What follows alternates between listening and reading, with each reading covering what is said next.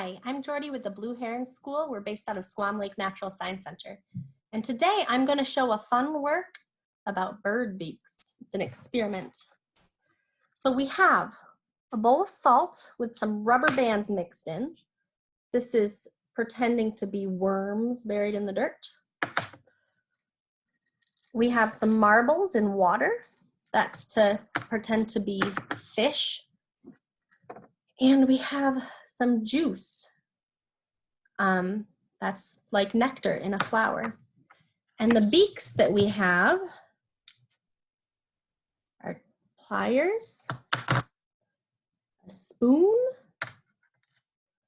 and an eyedropper.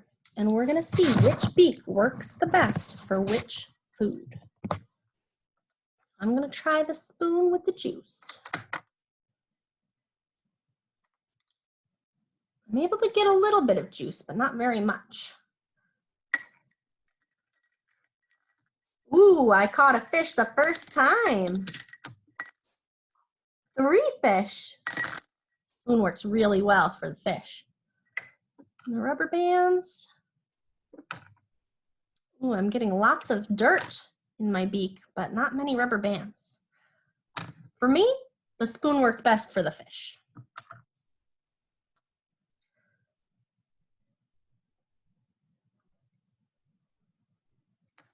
That didn't work at all.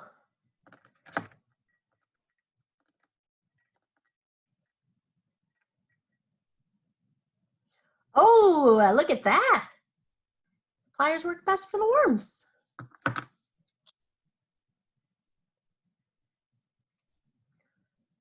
Ooh.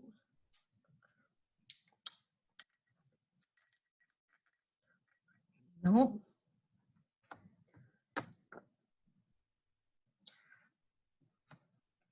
The eyedropper worked best for the nectar.